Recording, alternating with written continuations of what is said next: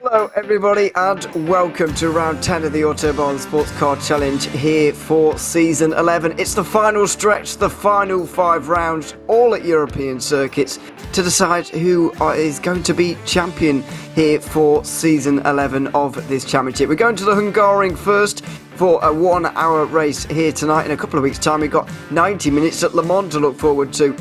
So that's going to be good. But here tonight, it's a bit of a different challenge for all of these guys. The Hungaroring, which really doesn't see very much multi-class racing at all. We're going to be doing that for 60 minutes here tonight. My name's Ewan O'Leary. I'll be alongside Steve Proudly once again here tonight. And Steve, it's good to be alongside you for this one. Hungaroring, fairly new to iRacing, in all honesty. Not a lot of these guys will know too much about how this track is going to behave, and as I said, it's not used that often really in multi-class settings and sports car settings either, to be fair. No, and for good reason, I think, Ewan. To be fair, it's going to be quite tight, quite twisty. As you can see from the track map there, we've got a couple of sort of switchbacks, hairpins, a couple of chicanes going round there. There are some high-speed sections, but there's not really, other than the start-finish straight, there's no real good long blasts for them to have an easy opportunity for some overtake. So I think it's going to be a difficult one tonight, and I think we might have a few of those trackside incidents that we have seen in past rounds, but. Qualifying is going to be important, again with the nature of the circuit, tight and twisted. The cars are out qualifying as we speak at the moment, but it's going to be important to get to the front of that grid, I think, tonight. Certainly is. There is a view from the air as to the Hungaroring circuit. It's a bit of a strange country, I've got to be honest. We saw the city name of to where it was very near. The Hungarian language just doesn't make sense to me in any logical way, because it's not based on anything European in terms of British or German or Italian or anything. So it's a bit weird to get your head around. If you speak European languages, you still might not know this one. So there you are. But it's a bit weird. Either way, very nice circuit, I've got to say. I'll take your point about it being difficult to overtake. And obviously difficult to make your way through in multi-class situations, but it's pretty nice to drive. It's a fairly nice flowing circuit, not too long either. We're just in the 1:32 32s. Well, Robert Tinsey is anyway, nobody else is, but we're just dipping into the 1:32s here with the prototypes, so not too long in length, just over 4 kilometres, 4.3 kilometres or so around here, so that's not too bad. And we've got a nice run of circuits, to be quite honest, running towards the flag. As I've already mentioned, Le Mans, Imola's coming up as well, Nürburgring and Spa to round us off. Another 90-minute affair, that one. So a couple of long races coming up for these guys to end off the season, and we're going to be ending it off in style. Now, the championships have extended in their closeness, if that's a word, over the last couple of weeks. Motegi has actually turned out to be quite a defining round, because Carter Cunningham is now 22 points behind Billy Smith in the prototypes. Brady Haley 35 points behind Ross Booth in the GT Pros, and in the GT Amateurs there's 25 points separating Trent Brown, who's moved up into second, and Ryan Robertson, who's starting to run away. So these gaps were a lot closer heading into Motegi, and 2 weeks ago turned out to be a very defining race for all of these championship standings that we're just going to cycle through here. So got a lot of work to do for those guys who have been left behind in this championship so far. Yeah, for sure, but I mean, it's not all over. Obviously, we've got 5 rounds, we've got 90 minutes of Le Mans coming up, so there's going to be some good opportunities for making points up. But you can see Ross Booth there with I won't say commanding lead, but he's definitely got a clear lead now over Bradley Haley. But we've seen those two at the front of the GT3 Pros all season long. When I can get my words out, it's the Hungarian language. I'm tripping up over it. Sorry, you. Yes, it's there we are. Billy Smith, as you can see, 22 points in front of Carter Cunningham, who does have work to do here. And Smith seems to be, when we talked to him a couple of weeks ago, he seemed to be pretty confident as to his chances at holding on. Let's see where they all are, though, in this in the standings so far. Robert Tinsey is currently on pole, of course, 4-time champion in the LMP2s, pretty good at this kind of thing, but, although hasn't really shown that so far this season. Paul Darling is not too far behind him. Cameron Bidwell running out the top 3. Then we've got Billy Smith in 4th. Cunningham, I can't see in the order here, so I'm presuming he's not going to be attending for this one, which is a shame to see. for Kundinger, but it's not a disaster. He will just get this round dropped because he scored points in every round so far. So that's not a disaster for him, but either way, Smith will still be able to put some points on the board here, whereas Kundinger won't, and that's only going to extend this championship margin more. Jeffrey Humes as well, after 2 poor races in a row, started off really well with 3 wins to start his campaign for season 11, but he's fallen off the boil just a little bit in the last 2 races as well, and I don't think he's attending this one either, so it really is almost becoming Billy Smith's to lose this championship. Yeah, I mean, Billy Smith, when you look at it, the results, Billy Smith and Kundinger, to be fair, have been pretty consistent, but Billy Smith's just got 3 wins to his name, hasn't he? So that's what's made the difference, that's what's set them apart. Carter Kunninger's had 1, 2, 3, 4 second places, so he's been thereabouts on the podium, and no one should write him off. Like you say, he's going to be dropping a 0-point round tonight, which is good at the end of the day. It's always hardest on those consistent drivers that have scored reasonably well at every round, the drop round, because it can take a lot of points away, so taking the opportunity to sit this one out. But this is going to be certainly an interesting track, and a track for the brave in the prototypes, because when they're going round turn 4, that's such a blind entry into that corner. It comes up on you so fast, and there is only one line through there, so that's going to be an interesting one. But it's definitely going to be about some precision driving, and anyone can trip up tonight. So it's Billy Smith's not guaranteed that top spot this evening, but he'll certainly be fighting hard for it. Yeah, absolutely. And because Kundinger is going to be replacing his current drop round with a 0, yes, he is actually going to gain 7 points without doing a thing. So there you are. That's one of the quirky ways as to which drop rounds work, but of course they are useful, especially over a long championship like this one. Speaking of those who are dropping a lot of points, Bradley Haley is second in the GT overall and GT Pro standings. He's dropping a 17 points finish, which is quite a lot. It's more than anybody else in the entirety of this field, and as you mentioned, it's just slightly punished those who are very consistent and here every week. However, Bradley Haley, I can't see on the start list here today. We've only got 35 once again, so numbers of drops heading into Motegi, and continue to do so now that we're moving away from the American circuits. We're seeing a few less, but it means a bit more space for everybody out there, which is not a bad thing. Bradley Haley, though, is going to be gaining quite a lot of points without doing anything here as well, because obviously he's going to be able to drop this 0 instead of the 17 point. But we're seeing a similar situation in GT Pro. Really, Ross Booth is running away with this at the moment. It's becoming difficult for him, or difficult for everyone to see him losing this one. He's currently on pole as well for the excuse me, no he's not, he's in he's what, 5th position actually, getting him mixed up with Paul Gibson, those on the pole. Ryan Wozleski as well, who's right on his heels, and Wozleski had an inspired performance 2 weeks ago, obviously winning the race at Motegi ahead of the likes of Booth and Haley. So watch out for Wozleski getting better as the race goes on as well, as he did a fortnight ago. So he'll be one to watch in that BMW.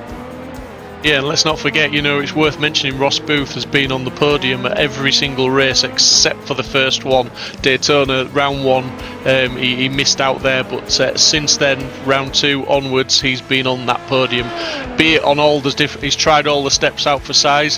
His favourite is that top step. He's won more races. He's won 1, 2, 3, 4 races, second in 2. And third in 2, so he's got to be one of the most consistent drivers there, apart from that first round, which is the reason that Bradley Haley's the one that's dropping more points up until this evening. Don't forget, we've got to factor in a second drop week just yet. We're not doing it just yet because it's still too early in the championship, but after 10 rounds, I'm not sure when that is going to come into effect on our standings. Because it isn't too important until we get to the very end, when we really do start to think about when are these guys going to seal these titles, and so on and so forth. But it would be interesting to know, because at the moment Ross Booth would be taking out a 3rd place finish, and that's a lot of points to be taking out. But then again, Bradley Haley would also have to take out 21, excuse me, so it's not that much better for him. So it's not all over. When we factor in those second drop weeks, we will tell you, and we will obviously have a clearer picture as to where we are in the Autobahn Sportscar Challenge here for season 11. But qualifying looks like it's just about done here at the Hungaroring. It looks like it's going to be Robert Tinsley rolling the clock back almost, turning the clock back with a 1:32.9 there. We've not really seen glimpses of his championship winning performances in the past of this season yet, but this looks almost like he is just taking a step back in time and going back to those seasons back. Season 6 was the last time he won a championship. Now it's 5 seasons ago for a 4-time champion. That is a long time ago in this LMP2 car. Obviously the LMP2 category has seen a lot of changes in its time, and it seems to me, although I've not been watching him for that long, only been watching over this season, it seems that maybe I would throw a bit of a theory out there that he's not been able to get a handle on the Dallara as much as he was the HPD, which he really did master. But this is nice to see. A couple of attempts up for Robert Tinsley, his first pole position of the season, and it's been a long time coming for him. Yeah, for sure. Tinsley on top step. It's still relatively close when you look at those gaps going down the order in the prototypes there, and very, very tight on the lap times. It'll be interesting to see if those lap times translate into a similar battle on field in race trim. But the pros also very, very tight. Gibson only just on pole there by 0.052 of a second, with Islam half a second further back there. But yeah, it's going to be tight. It's going to be good racing tonight, I think. And Tinsley at the moment holding on to that pole position as Smith puts it up into second place there in the dying phases. That must have just been on his last lap that he's managed to get up onto the front row, which could prove very, very important. Certainly could. Tinsley also completed a lap there. Didn't improve, but he did set another lap time that would have been good enough to beat everybody else. So he does seem to be on form at the moment, at least at one with this circuit. Paul Darling, I find it hard to believe that he made it round before the checker flag, to be honest, but he's still going here. 1:32 since the checker flag dropped, crosses now, and he's still not got 3 corners to do here, so I've no idea how he's still out there, unless he's just doing an in-lap here. For his 3rd position in the qualifying, but yes, he just seems to still be sort of going for it. He swings a bit wide through the final turn, out onto the front straight, and the next time he's doing this, he will be bearing down towards turn 1, which is probably worth talking about here. Bit of a pinch point. We've seen that in the Formula 1 last year, it was absolute carnage. We're obviously hoping not for that. But it is going to be a problem, a big stop, and a very long way down into towards turn 1 as well. Yeah, Formula 1, it was carnage till the restart. Then Lewis Hamilton took that all on his own, didn't he? So yeah, but yeah, that's a fantastic qualifying session there, and it is, even with the rolling start that these guys undertake, it's still going to be, like you say, that pinch point there, and it's going to be very, very difficult first time round.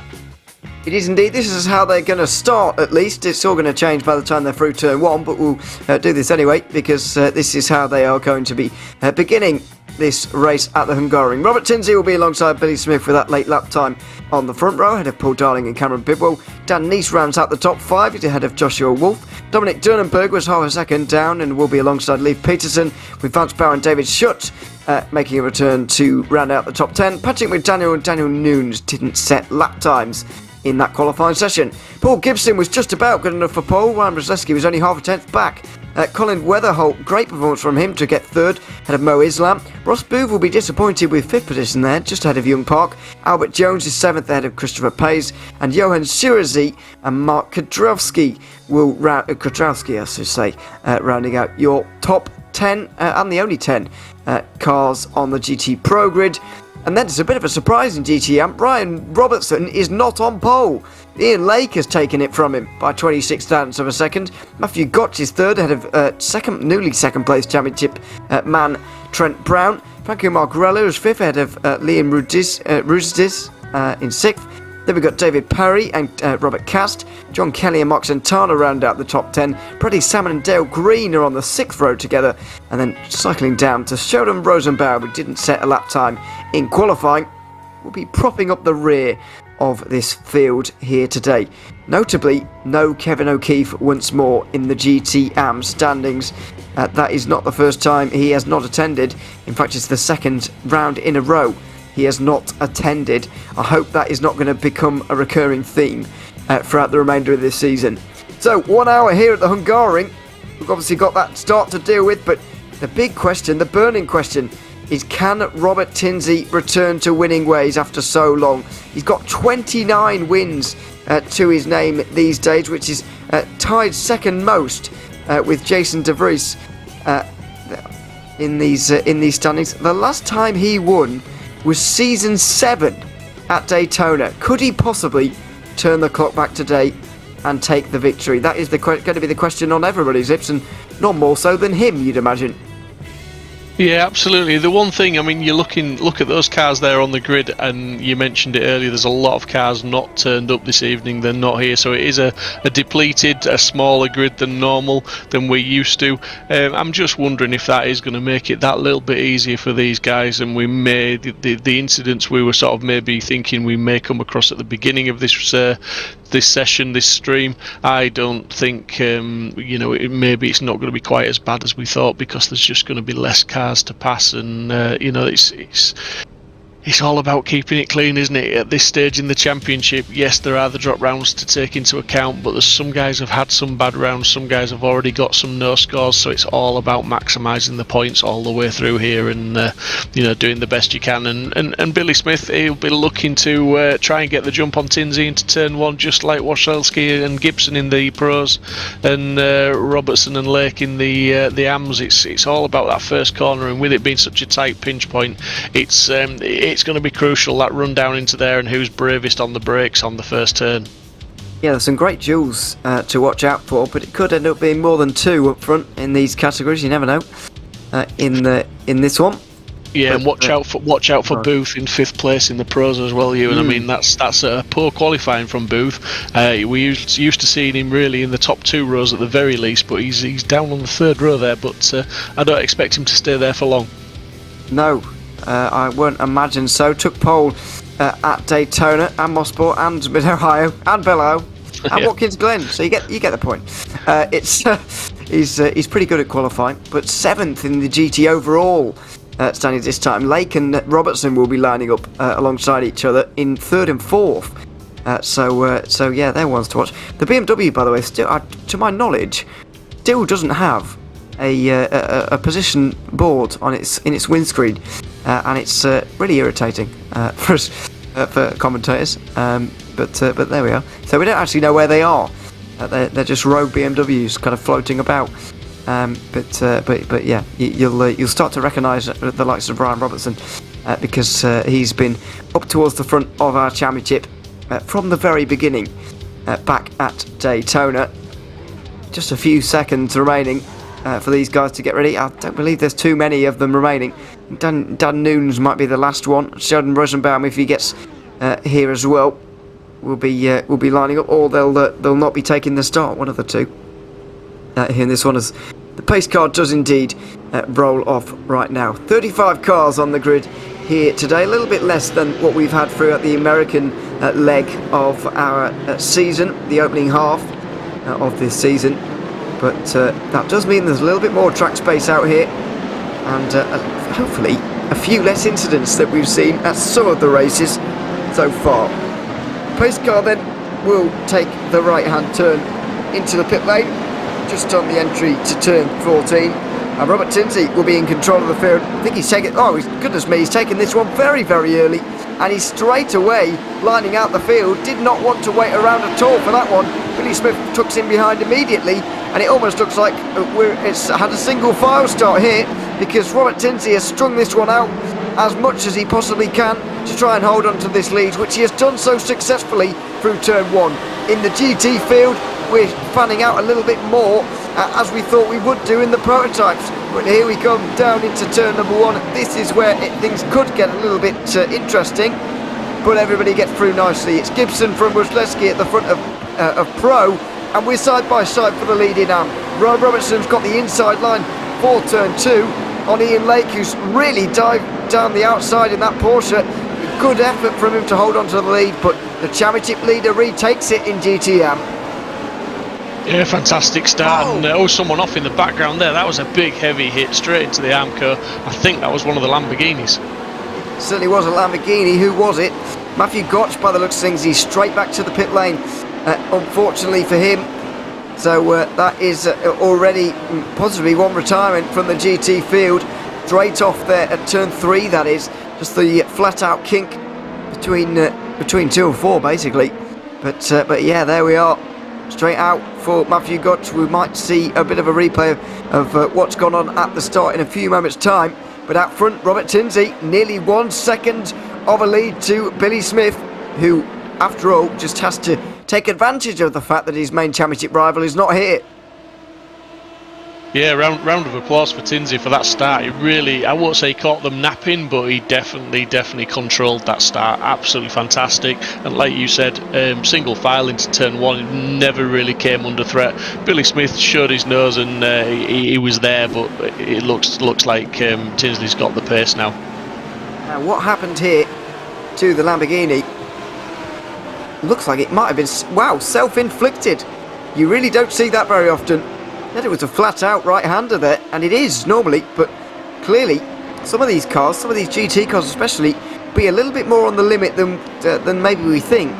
And especially when we get into lap traffic, these prototypes are going to have to be careful of that, because around some of these corners, the load is really up against it with these GT cars. You know, they're really on the limit with regards to what they can actually take here. So these LMP2 is going to have to be particularly careful of stuff like this happening. This is Colin Weatherholt.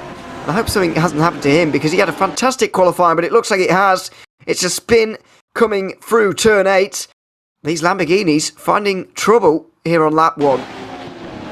Yeah, he did really well there, held the brakes and kept the spin very tight so that he didn't come back into the racing line, and did a really good job there, not getting collected and causing further issues. But I tell you what, Billy Smith, he's not having it all his own way in second place, is he? He's coming under pressure from Darling in third, and Bidwell not that far behind either in fourth place. So really keeping it tight together, and actually Wolf in fifth, not that far back either. This is very much a 4-car battle here.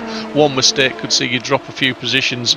Opening laps just completing onto lap number 3 now, and yeah, I think Billy Smith he's struggling for the pace, certainly not on the pace of Tinsley, and I think he's going to have to do some defending.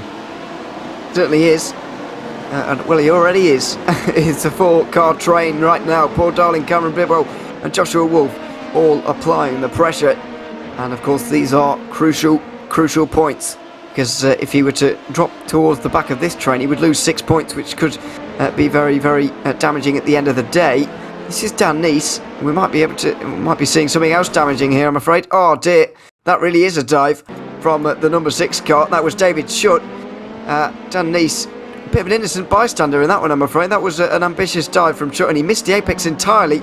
And you can see the damage on the 14 car, the suspension damage there. And so Dan Neese is not going to be having his day once again here at the Hungaroring. Ever since he had this good start to the season, it has been pure bad luck since. Yeah, ever since Motorsport, he's literally he struggled, and he started the season with a second and 2 wins, and then that's it from there on. It's pretty much been very low scoring rounds. He got 16 points from the last round at Montego, but yeah, it would have been nice to see Dan Neese back, because we know he has got the pace. He's just been suffering with a lot of bad luck. Some of it was self-inflicted earlier on in the season, but that one, like you say, pretty much an innocent bystander there. He did leave the door open, there was a gap, but yeah, it came from too far back, in my opinion. Well, yeah, I don't think the dive was the problem, but the fact that Schutt missed the apex entirely and clattered into the side of Neese was the bigger issue, I think. But either way, it is hard to make moves down here anyway, down at turn 12. It's a nicely right-angled kind of corner, and you'd think you might have a go here, but you're coming off quite a fast section. It's not a long straight, not a huge braking zone either. You can actually carry a deceptive amount of speed through there, although you do forever feel like you're doing it too slowly until you're up into the AstroTurf, and then you're just even more frustrated, so it's a bit annoying. But anyway, it's kind of what this final sector is like here at the Hungaroring after a nice flowing middle sector. Meanwhile, Mario Slam is trying to get through on Ian Lake here. This is not a class battle in terms of pros. This is AM versus pro, but the AMs are getting quite good. Towards the start of the season, you do well to see one in the top 10, but we're seeing them compete for overall podium places now, and these guys are absolutely there on merit, and 2 cars in front of the championship leader of the GT Pros. So almost like the Robertson and Lake in particular seem improving week on week by the looks of things, especially Robertson we've seen. Yeah, like you say, he's in P3 of the pros at the moment, so he's having a great race, and Lake going with him and keeping everybody honest up ahead there. So it's looking like a good scrap, and I think it shakes up the battle order a little bit. I mean, hopefully it won't affect any championships, but Booth with a bit of work to do to get back to the front of the field. But I don't think he'd be too worried. I think at this stage in the championship, it is about just scoring points consistently. Yes, you want to take that top spot. Yes, you definitely want to be on the grid, but you'll take a points finish, I think, at this stage when you're already in the lead of the championship. It's all about being consistent and just bringing that car home, so he'll not be too worried. Yeah, Trent Brown is all the way down in what is 9th place at the moment in the standings, so that is going to be quite a few points he's missing out on there. 12 by my maths there. Lake is starting to feel the pressure here, though. You can see the gap now extending to Robertson, and Mo Islam is going to want to get through here. I think Lake is going to want Mo Islam to get through here as well, if I'm honest. Going down towards turn 1, or anywhere really. Shows the nose of the Lamborghini, but doesn't decide to go for it just yet. This is just hurting everybody here at this stage. We spoke to Robertson a couple of weeks ago, and we asked him obviously how he approaches these kind of battles. And it's to not fight too hard with the pro cars, because after all, you do lose points by letting them through, but they're not in your fight at the same time. And I think that Lake could maybe take on a bit of that advice at the moment and just let Islam and Booth through and focus on his own race a little bit. I think he's got a much better chance of overhauling Robertson that way. Yeah, for sure. We're just moving back up to the prototypes now, and Darling very much challenging Smith now. He's in the slipstream. Not sure he's going to be close enough to do anything this time round. But interestingly, Tinsey is not stretching away as much as he was in those opening couple of laps now. That gap is pretty stable around about the 1.7, 1.8 second mark. So just keeping it a shade under 2 seconds. But I think if these two start battling too hard and Smith has to defend aggressively, then that gap might just start to open up a bit more, and it's give Tinsey even more breathing room. Definitely Smith and Darling broken away from Bidwell and Wolf behind. There's a bit of a gap now, as we can see there on screen, so Darling can really focus his energy into attacking Smith, and I don't think it's going to be long before we're seeing some moves made. Tinsey and Smith, by the way, are battling to be second in the all-time winners list in the Autobahn Sportscar Challenge, by the way. They're both on 29 wins, which is quite outrageous, really, when you think about it. And they're also tied with Jason De Vries, so the three of them at the moment is second, and they're both trying to go clear on 30 wins. We've still got Jason Gerard on 35 at the very front. These are class wins, by the way, not overall wins, so whatever class you could accumulate these wins, they do count towards the all-time list. But as I said, Tinsey hasn't won since season 7. We had LMP1s on the field then, for goodness sake. That was how long ago it was. It's been a while between drinks for him, and looking to change that here today. Just under 2 seconds for him at the moment. Staying very close though. It is notable when we are missing some of the big names like Jeffrey Humes, who's been running away with races. We're missing Kundinger as well, of course. It is notable how much closer the field could actually stay, because I know we haven't been through traffic just yet, but after 10 minutes in this race, somebody is quite often stretching or really streaking away with it. Yeah, for sure, and I think it's the nature of the circuit. It's maybe like you alluded to right at the beginning of the broadcast, Hungaroring, it's possibly not one that they're used to racing on. They will have put lots of practice in, these guys. They turn up every week and every fortnight, and they've always put some practice laps in.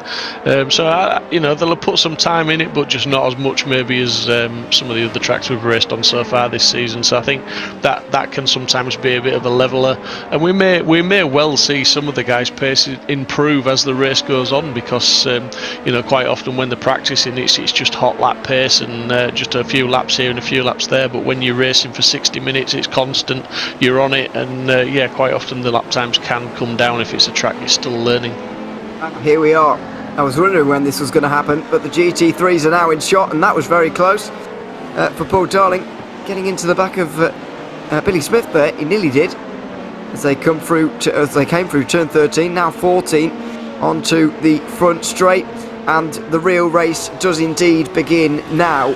There's 25 of them, I want to say, or maybe a little bit less than that, are out on the circuit at the moment, these GT3 cars, but they do define races. We've seen races won and lost in the traffic before, in all three categories, let's not forget. But you could argue this first one especially is most tricky for the LMP2s, because the GTs are much more numerous and often more packed together, as they are in this case. And Paul Darling has chosen the wrong way there. Cameron Bidwell right on the back of him. We're already seeing how this race can change, because the gap for the lead has halved, and all of a sudden Paul Darling is looking backwards instead of forwards. Yeah, for sure. But you know, Bidwell really opportunistic there and managed to close the gap up, as Darling really suffered, like you said, just a little bit of a wrong decision of which side to try and go. Smith chose the right side, and he got past, and he's got a couple of cars in between himself now and Darling, and Darling's very much having to look back at Bidwell and watch his mirrors, because Bidwell's carving his way through behind. He's just following him through. Darling's having to do all the work and find the way through, and Bidwell's managing just to follow him. See what happens here to Bradley Salmon. He's following the only McLaren in the field, and I'm afraid, he's done a very good job of getting out the way and not hitting McLaren friend in the black and yellow there, but he's also gone off on his own. Bradley Salmon now drops to the last running car in the field, if we count Matthew Gotchers and Dan Nieses out of the race. I wouldn't say so just yet. I believe they are still getting repairs, but they are also taking a while because of the damage to their respective cars. We see Paul Darling on the defensive now from Cameron Bidwell getting through, and a couple of the Audis, and Robert Tinsey also is going to be on the defensive as well. It's been a while since he's been in this kind of position, and he's not been able to win a race in the Dallara just yet, but today could be that day. Very close running up the hill through turn 4 though, the very fast turn 4, and big congestion at the moment. It's even allowing Darling into this one. Billy Smith has just been able to get a better run through the traffic, it seems. They look on the inside through the chicane, some of them deciding to go for it, some of them not. This is where things get especially tight through that chicane, but luckily everybody able to make their way through. Smith has not had a good run there, and now all of a sudden he's under pressure, just showing you how quickly things can change even at a circuit like this. Yeah, for sure, but the one thing I will say about Smith is he always seems to be strong in the races. You know, it's towards the tail end when he usually makes up places, and he can, he always finds pace towards the end of a race when everybody else is maybe struggling a little bit. So I think Smith, if he can ride this early pressure, once they've made their way through these GTs, get his head down and try and get a bit of a gap again, and capitalise on the traffic, as we can see that gap's opened up a little bit again behind. But I think watch Billy Smith, because I don't think Tinsey's got this one in the bag, to be fair, because I think Smith's race pace is good, it's consistent, and it usually lasts the course of the race. Yeah, there's no doubt about that. As we look from the side of Cameron Bidwell, and now on board indeed. Looking forward at Paul Darling and Billy Smith making their way through the traffic down towards turn 2. Flowing kind of hairpin. Can make moves here as well though. Not just on traffic, but on the people in the same class as well. Nice run through for Darling there, and he's right up the tailpipes of Billy Smith at the moment.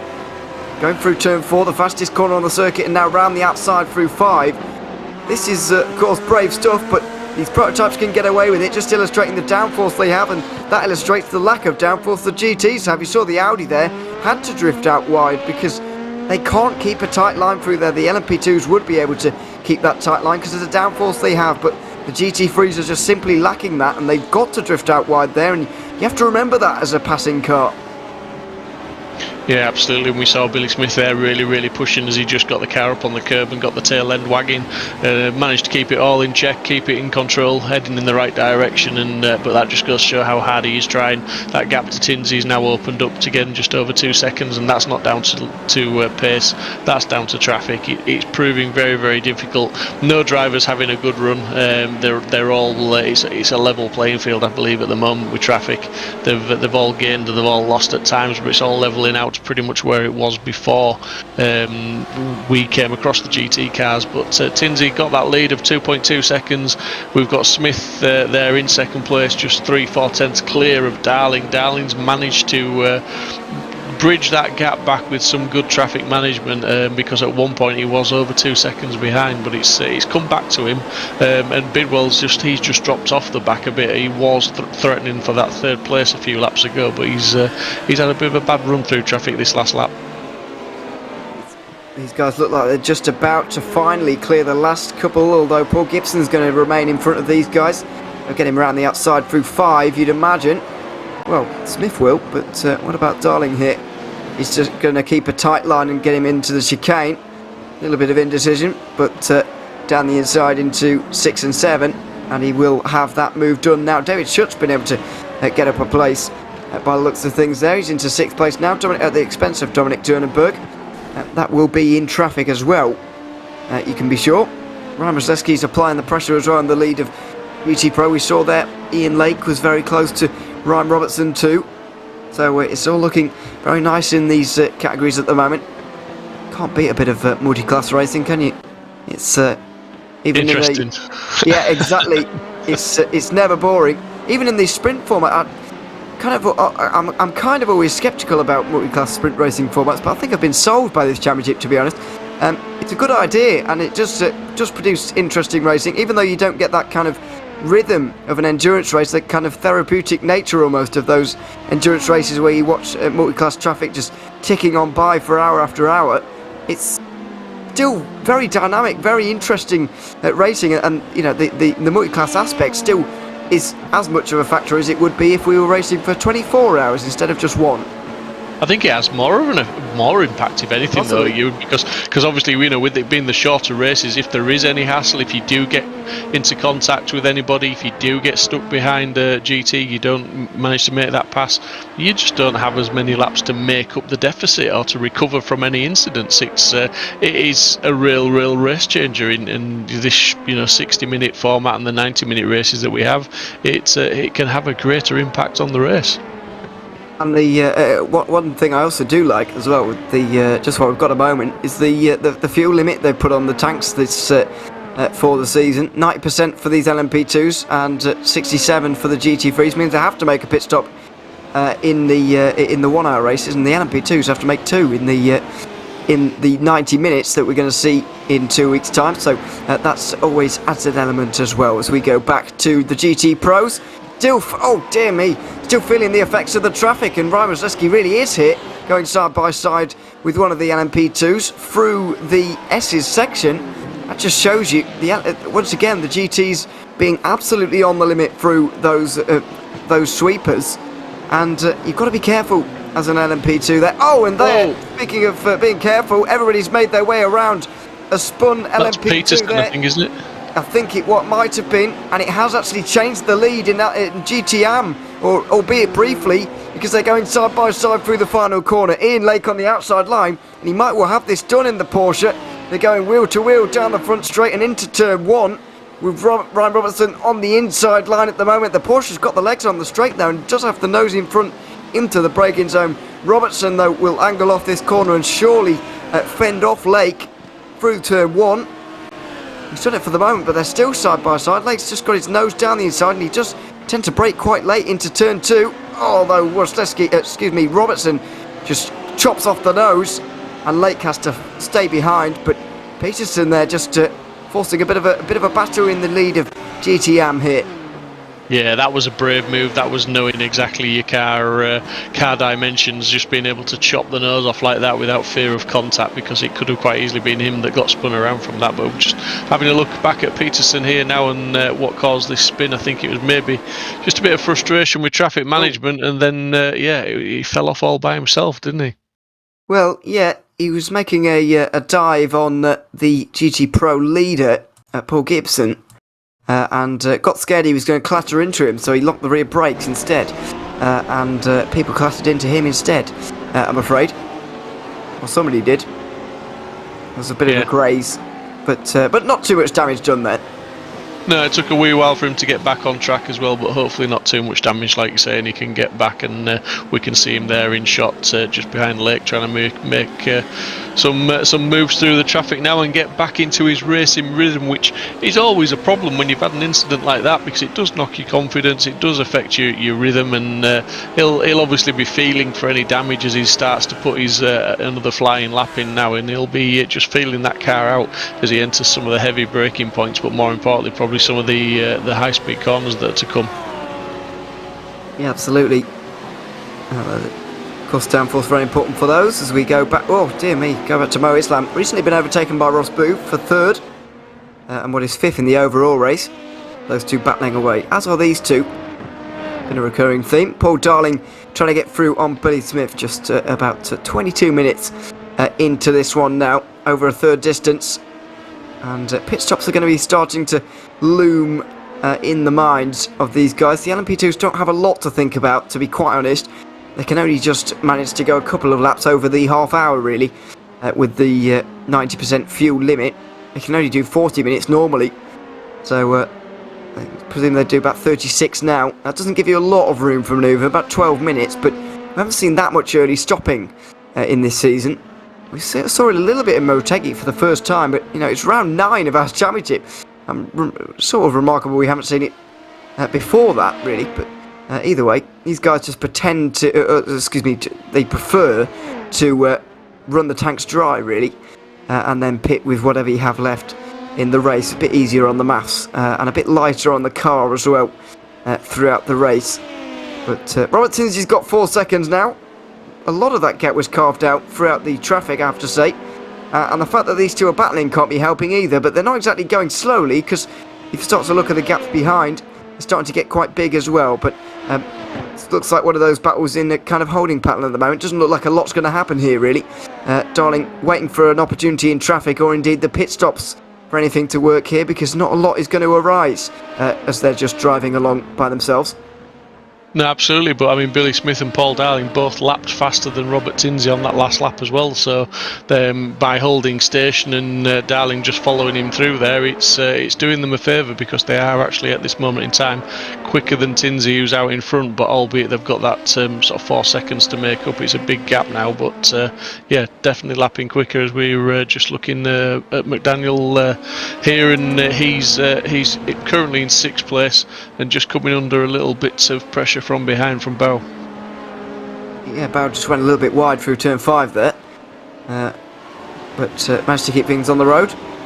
It's a GT battle we haven't, and a few GT cars we haven't seen very much of so far. Christopher Pay is applying the pressure to Young Park right now. He's currently 10th in the overall standings, and indeed 7th in the Pro part of the GT3s. You do score points as an overall thing in GT3, but you're classified and as Pro and Am. A bit confusing, but it's easy to get your head around it once you have done. So there we are. Young Park obviously trying to fend him off at the moment. New livery, by the way, on that car, unless we've had a problem. Not sure, but anyway, it's a different car for it to pick out on this occasion. For Young Park, because very consistently inside the top 10 of the GT race, whether that means a top 5 in the Pro race comes with it or not, he's there either way. And coming through the final corner right now on the defensive for Christopher Payes, and Trent Brown just in front of these guys as well. But we're starting to see throughout this middle part of the race, when there's not traffic involved, it's actually quite difficult to overtake around here. It's not just an F1 thing, it's a Hungaroring thing, really. I think Monaco without the barriers is almost harsh on this circuit, but that doesn't mean it's easy to overtake round here. Yeah, I think it was a famous Formula 1 racer stroke commentator, Martin Brundle, that said that about Hungaroring, that it was like a street circuit without the trackside barriers, as it were. It was a Monaco, because it is pretty much follow the car in front and stick on the tail of them and wait for a mistake, because that's the only way you're going to get past. It's very, very difficult, but we are seeing some moves as looks like Tinsley's he's in the pit, he's making his pit stop, so that's Not so much. Relatively early. It's at the 25-minute mark, but it's not nothing outstandingly early, is it? It'll fall into line with what he needs to do. But he is the first one of the prototypes to go in for that scheduled pit stop. It is. He is going to make it to the end of the race, yeah, but it is a surprise to see it quite so early. First of all, he's going to have a shorter pit stop by doing this. Only 19.5 seconds for him at stationary there, so that's going to be helpful.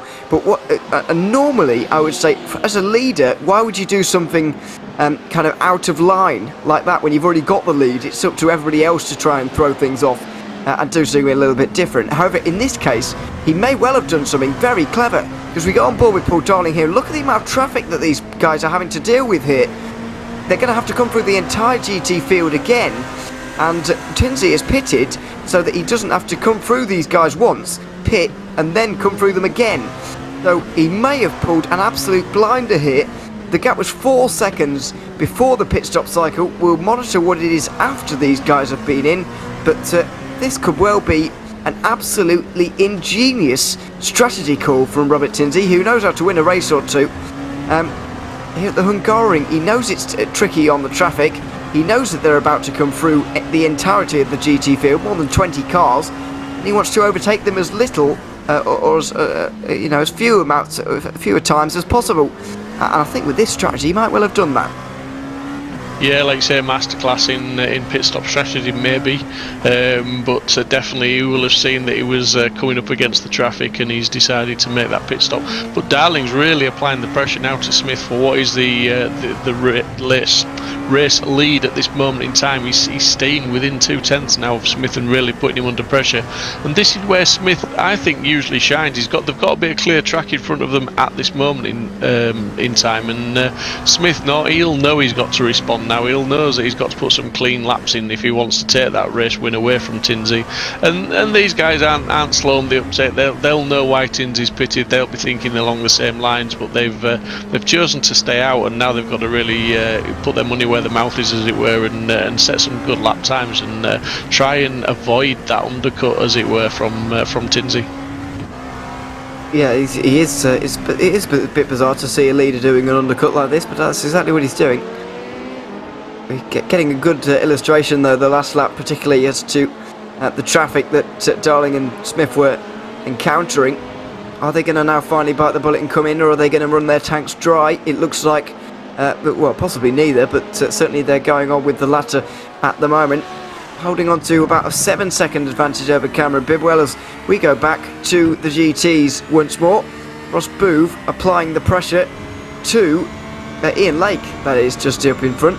Now a couple of seconds between the two of them in GTM. Looks like Ryan Robertson is heading on towards another victory. Just over half an hour to go for him to bring this one home, so a fair way to go. But it's difficult to see, without Kevin O'Keefe here, for example, it's difficult to see who's really going to stop Robertson. And even when O'Keefe is here, Robertson is very difficult to halt.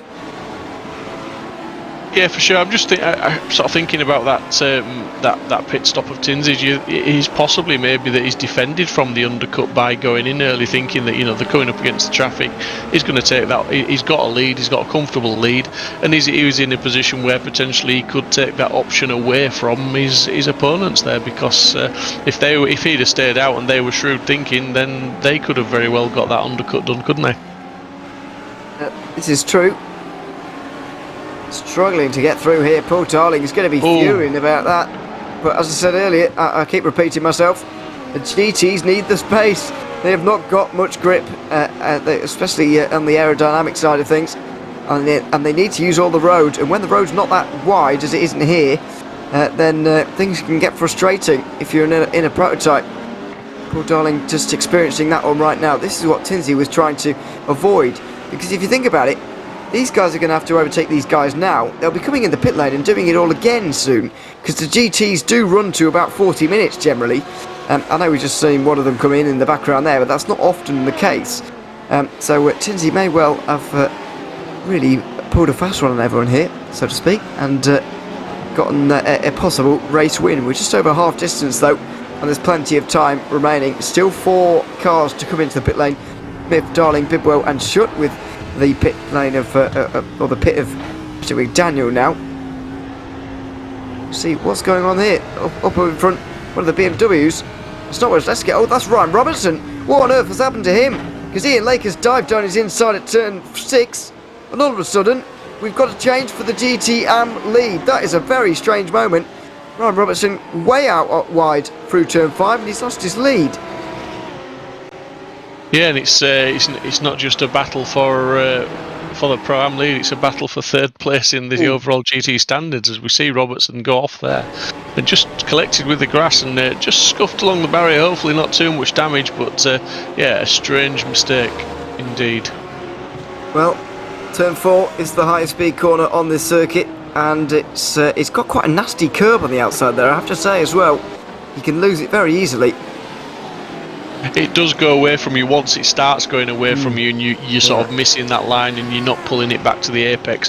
It almost just compounds the issue and gets worse and worse as you go, and you're trying to scrub speed off without upsetting the car too much, because then you can obviously you lose that downforce, you lose the traction, and the weight transfer can throw you around as easy as anything. But he managed to come away relatively unscathed. I don't think he'll have picked up too much damage as he brushed along there, but along the Amco there. But yeah, we'll see if his lap times are affected anyway, and see how hard he attacks going forward, if he does at all. Yeah, absolutely. I would be surprised if there's no damage on that car. I've got to be honest, there was a bit of contact there, and not insignificant contact either, through this very corner, and that's got to play on the mind as well when you're coming through here again. But nice and clean on this occasion. David Chut's also been in, by the way, at the front of the race, and Paul Darling all of a sudden has closed in. That will doubtless be due to traffic, you would imagine. And you get, well, there you are. You can see him in the background there, making his way through on possibly Trent Brown. That might well be. It could be Albert Jones or none of those. But we'll see. It's a 4-car battle. All over third place in the overall GT race, and for the win indeed in GT Am as well, in the case of Ian Lake and Ryan Robertson. It's a little while for these guys to just wait and see when they're going to come in, and that is when the race is really going to be defined in the GTs as well. Cam Wozleski closed in on Gibson because he was very strong towards the end of the Motegi race, that allowed him to win the race. Beat the likes of Ross Booth and Bradley Haley to second and third. So yeah, those moments are coming up. Let's see though what's happened to Joshua Wolf and Robert Tinsey. Has Tinsey been off here somewhere? Now this completely ruins the plan. I was going to say I was going to comment that his last lap was a 1:39.5. So I was wondering if he'd been off somewhere. Dear. Yeah, just lost a little bit of momentum there, lost a bit of traction, and he's lost some time. But also, just to point out that his pit time as well, stacking up against everybody else's. He spent quite a long time in the pits. He has done. Joshua Wolf only 6 seconds behind him, 7 seconds behind him right now, and I reckon Smith and Darling were a bit closer than that. Were they 7 seconds ahead of Wolf? Oh, they might well have been. So Tinsey could well be in a bit of trouble here. We'll find out either this lap or the next one. I can't imagine they'll be able to go too much longer than this. It's not a particularly fuel-thirsty circuit, because you spend quite a lot of your time concentrating on corners rather than going flat out round it. So it's not terrible, but I would expect them in the next 1 or 2 laps, and that is going to be the crucial moment of this race. Crucial for these two as well. These 4, I suppose, with Ross Booth involved. He's trying to get as many points as possible while in Bradley Haley's absence. Yeah, I mean, if you're Ross Booth right now, Ewan, how hard do you push against these guys? They're not in the same class as you, but they are taking points away from you. So I mean, see Ross Booth just diving into the pit lane there, I think it is.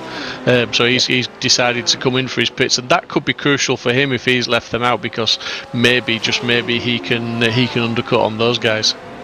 Yeah, he's decided to ignore the problem and do something else to occupy himself, really, by the looks of things.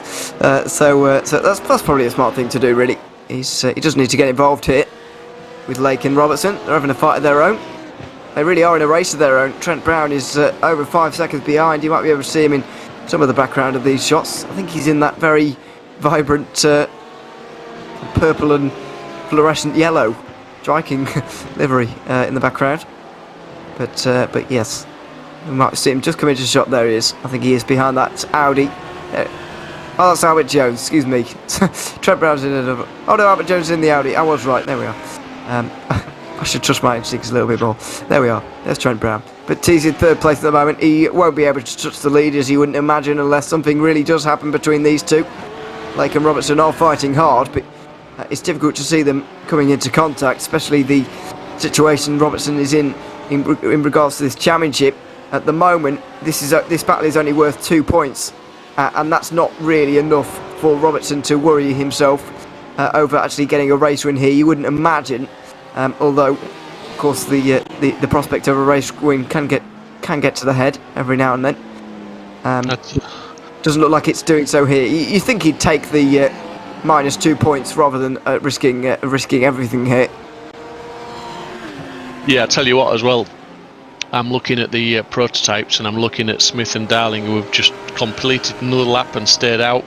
But I'm looking at the average pit stop time with the pit lane and the pit stop, and it's round about that 33-34 seconds.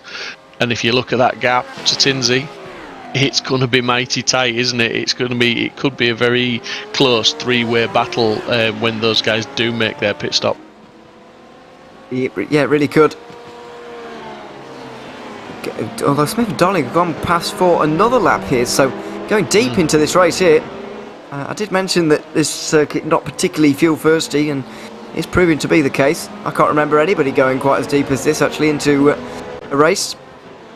There's a mistake from Smith. He goes the wrong way on the BMW there. Lap traffic playing a factor in this race once more.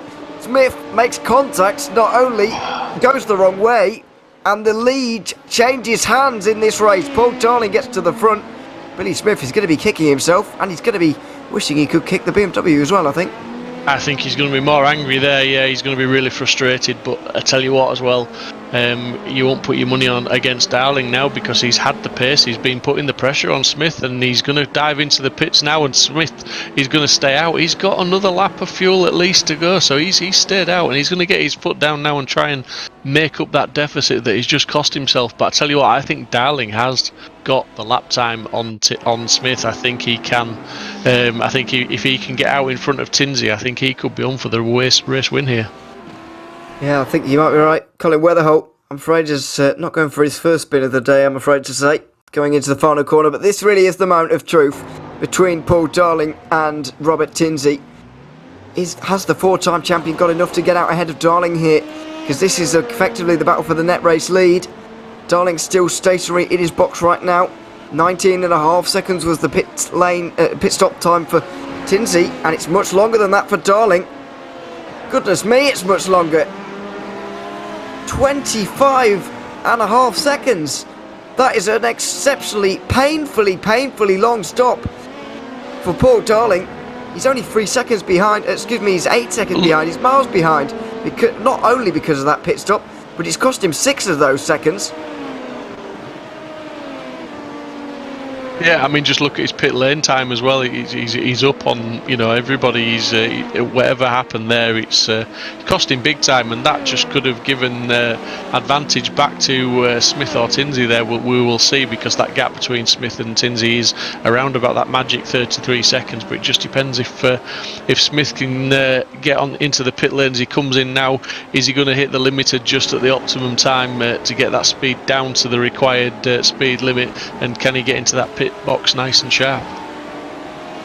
He's going to need to, but I find it very difficult to believe he's going to be able to overhaul this man unless he does a very lightning quick pit stop.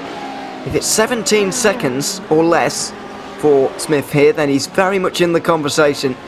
Well, he's in the conversation anyway, but he's very much in the lead if he does less than 17 seconds. Let's see though. Pulls up into the box now. It is going to be close, there's no question about that. Through the final corner now for Tinsey. Bit of traffic in the form of Mo Islam and Ian Lake, who are both separated from the battles. We've been watching them. Smith goes, and Tinsey's not quite there yet, but it's going to be very close. Smith goes out on the apron now, and he's on to turn one. Tight line, and he won't quite be up to speed like Tinsey will, but it looks like Smith is going to be in the lead by a second. A lightning fast pit stop, 15.5 seconds.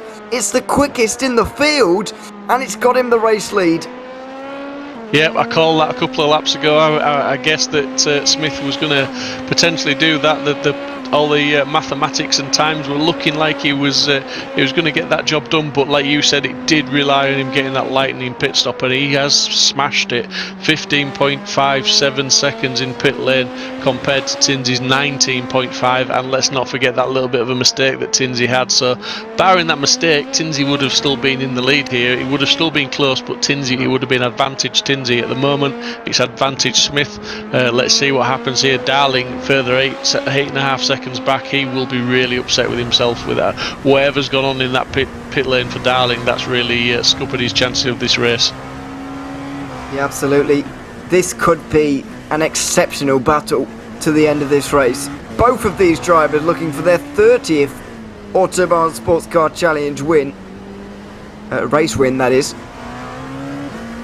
Here at the Hungaroring today, to become the second in the all-time winners list of this championship. Out onto the front straight once more.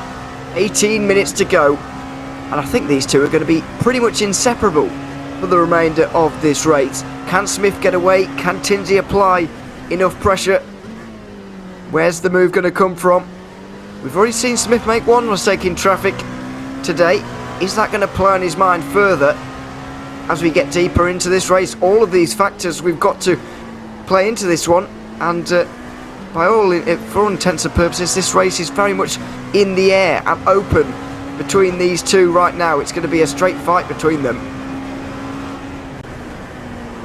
Yeah, they've got a fair bit of traffic still to go in this last sort of 15-16 minutes or so. They're still going to have to get some overtakes, and we've seen so far, I think the traffic's been very, very effective, but it's had a massive effect on the guys' races this evening, as we see there, Smith getting held up. Just those chicanes, the tighter corners, when they're catching the cars there, the GT drivers have got nowhere to go, and as you said, on this track, the GT cars do need pretty much all of the track to get around the corners, so it leaves very little room for these prototypes, and it's literally the toss of a coin which side you decide to try and go past the car. And we've seen a few of the, well, Smith definitely has come unstuck with that. We saw Darling come unstuck with it. We've seen Tinsley lose time, so it's affected all these drivers negatively and positively this evening. Bit of indecision there from Smith, and that was the BMW he hit earlier on as well, not 5 minutes ago. And this is what I mean, he's pitted, he's come right back behind the BMW, and he's nearly done it again there.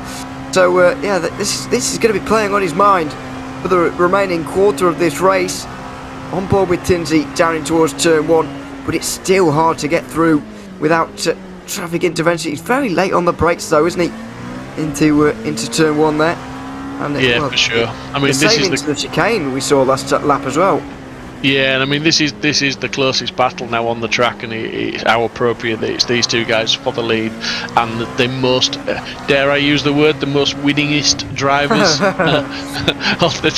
on this track this evening. Dangerous territory. So, yeah, very dangerous. Another language issue, but we'll see how we go. And we'll see who can crack that record and become the most successful driver, or shall I say, then out on track tonight. They are the most successful on the grid here. We do obviously have staff Jason Gerard on 35, beating them both at the moment. But and I do realise we have a mostly American audience here because we're going quite deep into the night here in Europe anyway. So winningest is probably not frowned upon. Really, we could probably get away with it. But you would probably get stabbed for saying that in the UK. Anyway, battle for fourth is going on. Cameron Bidwell versus Joshua Wolf. Is happening. Bidwell going to be kicking himself a little bit that he's let this happen, to be quite honest, because he has well, he was running a bit better earlier, to be frank. Now he's 2.5 seconds down on Paul Darling, who, oh dearie me, and having trouble with that BMW once more down the inside into the penultimate corner there, and just shows that you do need to be decisive in traffic, because indecision gets you in a lot of trouble. We've seen that already today. We saw it just there as well. Yeah, you've got to have confidence. You've got to be decisive, and you've got a certain sort of measured aggression, shall we say, to get positive moves done on these cars. You can't go in half-hearted. The GT drivers have got to know where you are. They've got to know you're coming. So you can't just poke your nose in. You've got to literally. It's got to be a full send, to be honest, to get past them and leave them in no doubt as to which side you're going down. So it's scary for both drivers involved, to be fair, a lot of the time, but. You see some drivers, some of the prototype drivers, they are more successful at it than others, and it is usually just down to the fact that they are more decisive, they are more, use that word again, they're more aggressive, but they get the job done, and they make it very clear of their intentions, which side to go. Certainly do. These two have been pretty inseparable so far. Young Park and Christopher Pays, not been the focus of our attention. There's been stuff going on elsewhere, you understand, but these two have been battling away. Only 6 attempts for the overall race lead right now. 1.2 in GTM and just under 5 now for GT Pro. Paul Gibson has been able to run away just a little bit ahead of Ryan Wozleski. Ross Booth is still trying to get as many points as possible here. 31 looks like he's what he's going to manage here, which is still a gain of 14 on Haley, because Haley's 17-point drop round so far is going to be replaced by a 0. If you get what I mean. So he's going to gain 17 on his actual total. Bit difficult when I explain it like that, but you'd understand if you were looking at maths. It's fine. So he's still gaining here, and that will add to his already 35-point championship lead in what is another successful day for a championship leader. I'm more impressed that you're talking about maths and trying to do calculations at 3 a.m. in the morning UK time. That's pretty impressive, because my brain is just about switched off from that sort of thing now, and it's just more interested really just talking about this action here now and the battles on track, because these are getting pretty close now. The battle for the lead overall is close, and this battle for 6th place is equally close.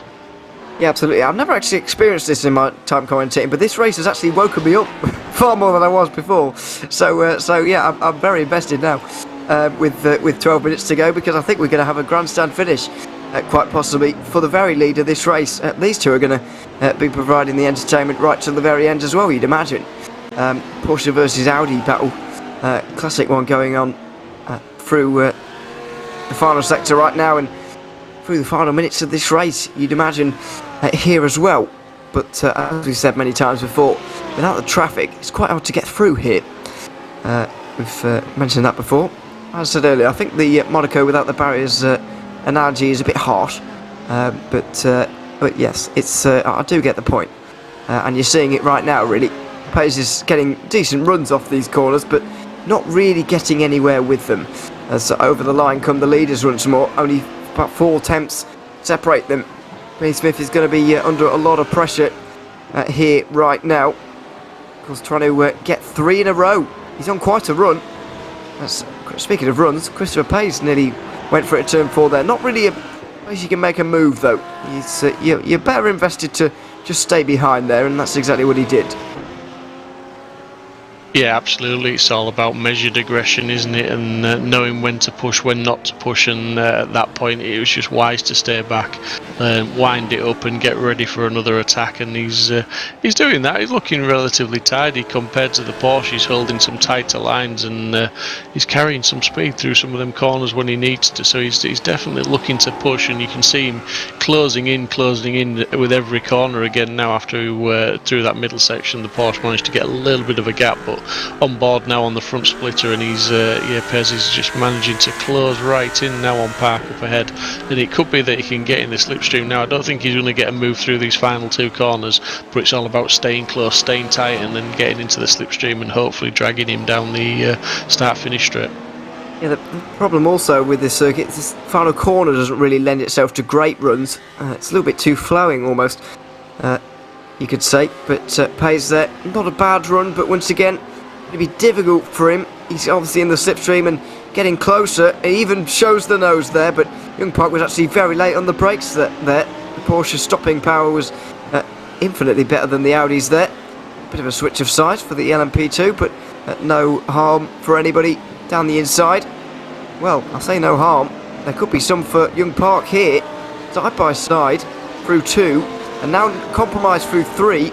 Page has got a good run into 4 again, but this is arguably the worst corner to get a run on in history. Round the outside through here would be impressive, and he's not going to be able to do it because that was, well, it's a long way around there. It's a very fast corner, and it's probably not a good idea to even attempt it. So backing out of that one rather sensibly once again for the second lap in a row. Yeah, absolutely, and again, it's one of those occasions where it's better to back out and live to fight another day. So showing some great maturity with racecraft, and just dropping off. Realises that he's got 10 minutes left, 9 minutes left to get the job done, and just keeping the pressure on. That's the biggest thing. Keep the pressure on. Stay within that couple of tenths of the car in front. Make him look at you, and he's definitely parked, definitely sort of jinking around and thinking he's going to have to defend. We've got the race leader of the LMPs coming up behind them very soon, as that you can see Smith in the background. He's managed to extend that gap out to just over a second back to Tinsey, so he's taking control of this race. And as we said before, he does come strong, does Smith, in the end of races. He's a good driver when it comes to being consistent throughout, and he's definitely showing that again. So he's just about to put them another lap down, and he's extending that lead with every lap they do now. Yeah, he's got through on these two without any issue at all either, because he passed them on the front straight as Young Park lifts off into turn 1 there. Interesting call from him to do that, letting Page through almost. Tinsey here also is going to get halted by these guys just a little bit, certainly more than Smith did. He's going to dive it into turn 2, but still going to lose a tenth maybe. Getting through out onto the run up to turn 4 once more, and pushing for all he's worth at this stage. Tinsey giving absolutely everything, and what else can he do at this stage? But Christopher Pace looks like he's finally got his way through here nicely on that Porsche, and he can just consolidate what is 8th place in the overall standings and 6th place in GT Pro here today. So just over 7 minutes to go.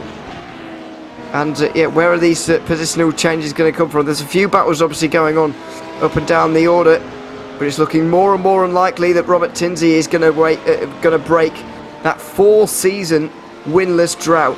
For a driver of his standard, it is a very long time. But I say that, and a bit of traffic, and he's all of a sudden half a second behind, and then a bit more traffic, and he's a little bit further behind again. So it's all swings and roundabouts. This final 7 minutes are going to be an absolute roller coaster for everybody, not least those two actually in the cars right now, driving in the 1-2. Yeah, for sure. And the other one that I'm looking at, we saw Booth in the pros dive into the pits because he's behind Robertson and Lake, and we saw him jump into the pits. Well, that hasn't benefited him because he's still behind those guys. He didn't manage to do the undercut on them, so he's still in 3rd place with the GT pros, but he's in 5th place overall of the GT finishers. So that's Robertson and Lake doing a fantastic job this evening in the Pro-Am class. That's an awesome drive from those two guys. Yeah, absolutely. It is indeed. In Pro, by the way, Paul Gibson and Brian Brzezinski are still only 6 seconds apart now. Gibson leading by quite a long way, but Smith certainly isn't, with only 6 minutes to go. No, Tinsey's still there. I'm surprised, to be honest. I think it's like you say, it's the traffic, but Smith showing that he's got some good lap pace. But if you compare their best lap times, both in the low 34s, to their last laps, both in the sort of mid 36s, that's how much of an effect the traffic's having on them at the moment. It's literally costing them a couple of seconds a lap, which it's a lot of time. And when you start thinking that that's toing and throwing between the two of them, some of them, they get a good move in some corners and get some good passes, and the gap's just concertinaing up and down, and Smith will be very aware that gap's just going out now to 1 second, just over, maybe just under. It's toing and throwing a little bit, but it's all about the traffic, as we've said many times tonight, and as we've indeed seen, it's all about that traffic and how clean you can get past. And we have talked about it, but there are some points at this track where you catch a GT car, he can't get out of your way. That car is not going to be able to get out of your way. You aren't going to be able to get past it. And the speed they have to slow down by, because the speed differential between the LMPs and the GTs is massive. So when they have to slow down to the GT pace, that is hemorrhaging lap time. Yeah, absolutely. It's all ebbing and flowing at the moment. Here's the McLaren. Always like to see the McLaren. Mark Santana here in GT Am. In a free car battle here for 7th place. He's just behind at the moment John Kelly and Dale Green at the moment. 3 different manufacturers being or on show at the moment, and the McLaren easily a favourite of them because of this here, basically. There you are. The fire from the back of the McLaren still burning, even, what, 7, 8 years on? However long it's been in iRacing now. It's been a while. So there we are. Through the final couple of corners now, and the straight line speed of the McLaren might help a little bit here for Santana, but still going to be fairly difficult for him to get through. A little bit wide for the BMW there, and so there may be a chance. As we look at David Parry into turn 1. What's happened here? Oh, well, that looks like it. Well, oh, that looks very weird, actually. But either way, he's looks like he might be retired from the race now, as Smith puts another 7 attempts into Tinsey. Is he putting this race out of reach? Quite possibly, with only 3 laps to go. Yeah, Smith, he's a proven race winner, obviously, with all the races under his belt that he has won. So he knows how to drive it back, and he knows how to manage a gap, and he's shown that he can pass traffic. He's got pretty clear track in front of him at the minute. We just see Tinsey in the background there diving out from behind one of the GT cars, just catching it through the high-speed corner, I feel there. But yeah, that gap's now it's up to 3 seconds. It could come down depending on traffic ahead, but at this moment in time, it's looking like it's very much Smith's race to lose, and he's probably got one eye on that checkered flag at the moment now, and he'll be pushing still, but maybe not just pushing quite as hard. He'll be managing that gap, I think. Yeah, just managing at this stage. Once it gets out to over into this kind of range, you do kind of have your opponent at arm's length, and it's much easier to keep it that way once you do. Still 2 laps to go, and a bit of traffic here, including the 3-car battle we were just looking at. But Smith looks like he does have this one under control. Final couple of corners for the 3rd last time in this race. Yeah, and I think Smith he's going to get these guys on the straight, and Tinsey's not, so he's going to be the one that catches them, round through that twisty section, the first sector 1. So it's Smith. It's fallen into his hands again. That little battle there. It has, just a little bit. I noticed that happened, or has happened once or twice for Smith here, but you make your own luck, I suppose, and since he's on a streak of 2 wins, then you can't really fault him. It's also going to be his 7th podium in a row, which is an astonishing record. You have to go all the way back to Mosport to find the last time he wasn't on the podium. It was a pretty slow start to the season for the reigning champion, not the reigning champion, excuse me, the champion of 2 seasons ago, season 9. David A. Williams is our reigning champion, not here today for him, unfortunately. But yeah, very deserving of all the luck that is coming his way here, Smith. 3 wins on the bounce is very impressive by anyone's standards. Jeffrey Humes can obviously match that with the 3 wins on the bounce that he's had on his own, but he's not quite got the 30 wins in this championship that Smith has at this stage. With just under 1 minute to go, it looks like Smith is indeed going to get into that 30 wins bracket now. Is he on his way to a 2nd championship? It looks like with every week that passes, he might well be. Yeah, I think we can start counting down to that championship win once we get the next round Le Mans out the way. If he has a good finish there, then yeah, I think he's pretty much cruising to the final round. But there's still a lot of points to be scored. But tonight has done him no harm whatsoever. It's been a disciplined performance from Smith, because he's had to fight for it. He wasn't in the lead until after the pit stops.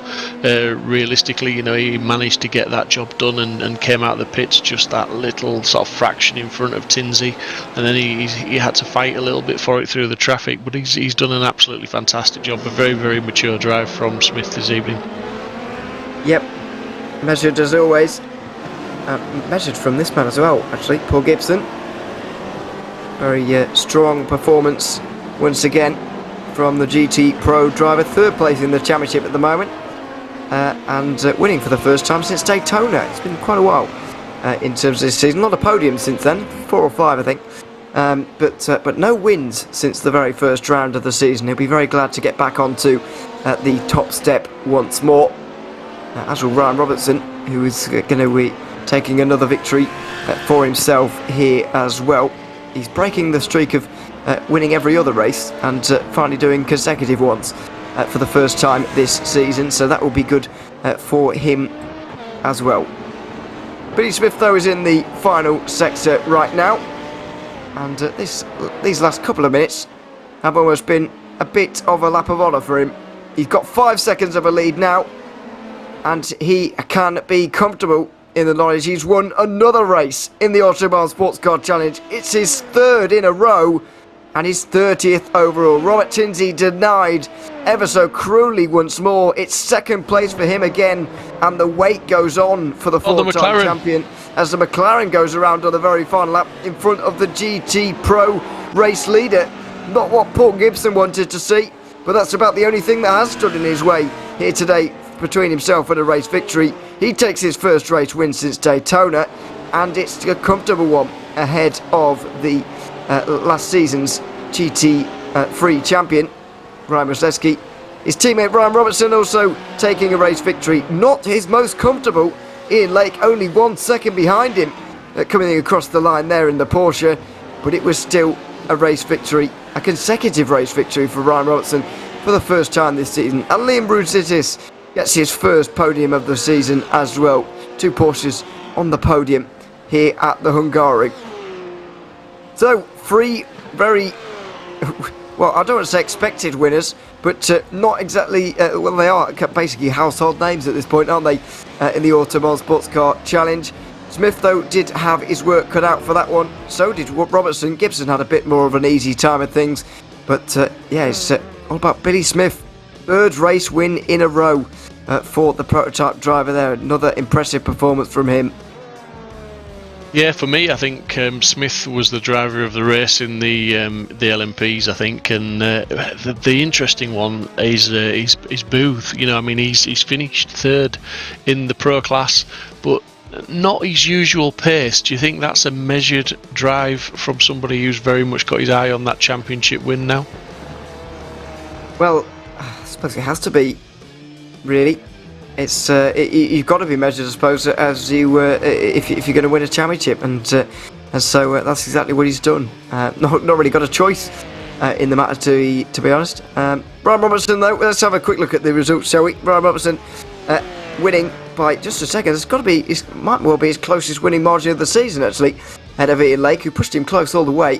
Liam Rusitis, as I mentioned, 3rd. Ahead of Trent Brown, who'd be disappointed to miss out on the podium, actually. Franco Margarella in the top 5. Ahead of Robert Cast, the last man to finish on the lead lap. Dale Green held off John Kelly and Mark Santana for 7th. Ahead of David Parry, rounding out your top 10. Parry didn't quite make it to the end, unfortunately.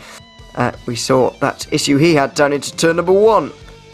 Only 10 cars on the grid for GT Pro, and 9 of them made it to the end. Paul Gibson was the first of them, ahead of Ryan Rosleski. Ross Booth and Mo Islam battled most of the way there, but Booth prevailed. Albert Jones rounding out the top 5. Christopher Pays was 6th ahead of Young Park and Johan Shirazi.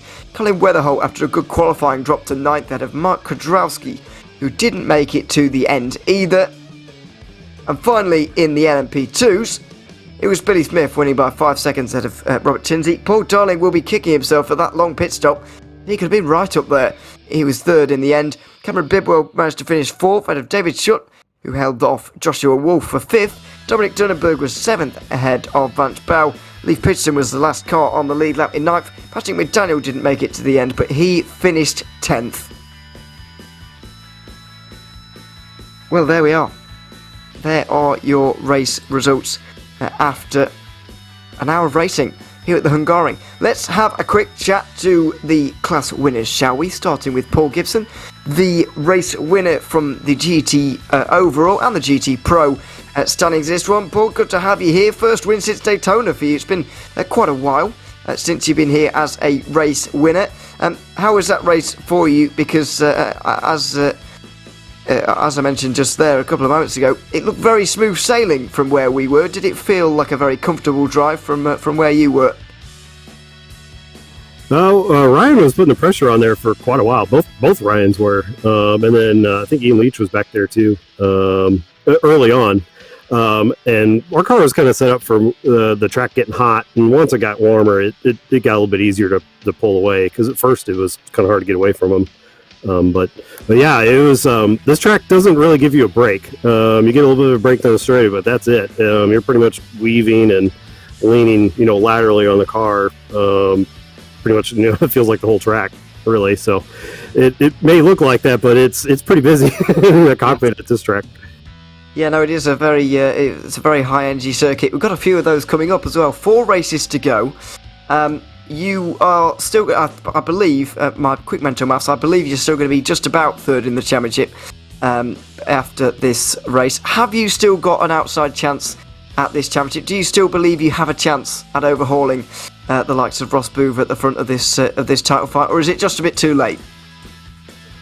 My overall thoughts is it's probably just a little bit too late. I needed to do a little bit more early on in rounds, 2, 3, and 4 to really kind of be a factor. But at this point, I don't really have anything to lose, because I've already used my 2 throwouts for vacation. So I'm just swinging for race wins at this point, and if it works out, then maybe it'll all work out in the end. Yeah, I suppose so. Well, we look forward to seeing that, and we'll hopefully see you in a couple of weeks' time. But for now, we'll let you go and enjoy the victory. Thanks very much for coming to join us, and congratulations. Yeah, thank you, and thanks for broadcasting all that, and special shout out to Trent Brown. He worked really hard all week on a setup, and it really showed. So thanks to him. Kudos to him. Absolutely. Thanks very much for coming to join us. And there you are, Paul Gibson from the GT overall and pro victory there. We'll stay with the GT, shall we? And bring in Ryan Robertson once again. Another race win for you. This time consecutive race wins for you here, Ryan. Good to have you here once more. This time, though, you were run very close by Ian Lake, who was pushing you all the way. What was that race like for you in a basically constant battle with that Porsche? Oh, I mean, this is probably one of the toughest races so far this season. I mean, hats off to Ian. He had very similar, if not faster at points pace, and I mean, to have 2 AMs in the top 4 overall is just insane. But yeah, it was nice, despite my best efforts of trying to run it into a wall. It was nice to actually get consecutive wins. Yeah, absolutely. For the first time this season, indeed. And you mentioned there 2 AMs in the top 4, which is something we haven't seen so far in this season. Do you think that's down to you guys? Are you guys getting a little bit quicker compared to everybody else? Is everybody else getting slower? I don't know. What do you think is happening there? I think it's down to the track, to be honest. I mean, this is one of the newer tracks on iRacing. I know a lot of people, including myself, haven't run a race on this track. I know Ross hadn't either. The only familiarity I had with this track going in was I'd raced it on the F1 games, and that was it. So I think it was just that the infield middle section is super hit and miss, and if you can't get that consistently, you're going to lose a ton of time. So I think that's what it came down to at the end of the day on this. Speaking of tracks, briefly, we couldn't be going to a more different place for an hour and a half's racing in a couple of weeks' time. How are you feeling about the Le Mans race? Pretty good. I'm generally pretty quick at Le Mans. Last time we were here last season, I dumped it into a wall in the first lap, so I'm hoping to avoid that this time around. Yeah, we'll hope so too. We hope to see you there having a good run once more. But for now, Ryan, we'll let you go and enjoy the victory. Congratulations, and thanks very much for coming to join us. Thanks, guys. There we are, Ryan Robertson from GT AM victory once more. And finally, it's another race victory for Billy Smith, the 3rd in a row now, and he joins us. Welcome along. As I mentioned, 3rd race win in a row, 30th overall all time. But this one was quite hard fought against Robert Tinsey. What was that pit stop cycle like, though? Because that's where the race was won effectively. Tinsey pitted quite early. You were quite late. How confident were you in your strategy, your call, that you were going to actually come out on top? Well, at first I thought he had maybe gotten me and Paul, we were all really close there, just kind of going back and forth with the way traffic would let us run. And then I looked at how many more laps we could run, and I figured that we would probably be able to get through traffic and run another lap or two at full pace with minimal fuel. And that's kind of how it worked out, and was just able to come, edge out Robert going into turn one there.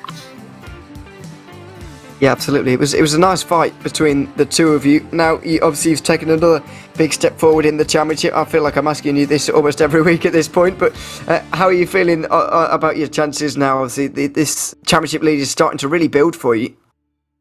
Yeah, and I think it's really it's going to start taking the pressure off and allow me to, take less risk and those sorts of things. And these Autobahn races are always just so much intensity. They're so short relatively to probably what these cars normally run, LMP2 cars and GT3s and stuff, that you really have to kind of take a lot of calculated risk. And having this little bit of advantage, I can kind of relax and not have to push it so hard. So, but and just enjoy it, right? So. Absolutely, we look forward to seeing you again, of course, in a couple of weeks' time. But for now, we'll let you go and enjoy the victory as well. Congratulations on P1, and thanks very much for coming to join us. Thank you, guys. Thanks very much, Billy Smith, joining us from Race Victory once more in the LMP2 category of this championship. Well, that is the Hungaroring down, the first of 5 European circuits complete. As I said to Ryan Robertson there, we couldn't be visiting a more different circuit in 2 weeks' time. We've got an hour and a half's racing as well at Le Mans. It's all changed in a couple of weeks' time, but I'm sure we're still going to see some of the same classic Autobahn Sportscar Challenge racing. It's going to be very entertaining indeed, isn't it? Yeah, absolutely, and we're going from a circuit where you've pointed out this evening that doesn't see a lot of multi-class sports car prototype racing to a track that sees nothing but sports car prototype racing. So Le Mans, it's going to be really good. I'm really looking forward to that one, and looking forward to watching them stretch their legs down the Mulsanne Straight and getting some interesting overtakes, some good slipstreams, and just seeing how the guys handle it, and hopefully a few more cars on the track as well. But yeah, it's looking good. The championship's shaping up now as well. We're coming to the tail end of the season with a few rounds left, but it's starting to really shape up, and the movers and shakers, as it were, are coming to the top. The cream is rising. Certainly is, and we'll be one step closer to knowing who will be champion in a couple of weeks' time. Make sure you join us for that broadcast. It's the 11th of April at 9:05 ET. As always, we'll be live with that broadcast with an hour and a half racing on that occasion from Le Mans. The next Virtual Grip Network broadcast, though, is right tomorrow, so make sure you join us for that. It's 10 to 9 ET, the PGRO Premier Series live from Richmond Raceway. So make sure you join us for that in just about a day's time. But that's it from us here tonight at the Autobahn Sportscar Challenge. This has been 60 minutes at the Hungaroring. It's been enthralling racing once more. And unfortunately, the wait for another win goes on for Robert Tinsey, because it was Billy Smith here once again with his 3rd race win in a row as he takes one more step forward towards a second championship. This has been the Virtual Grip Network from the Hungaroring and the Autobahn Sportscar Challenge, and we will be back in a couple of weeks' time. We'll see you later.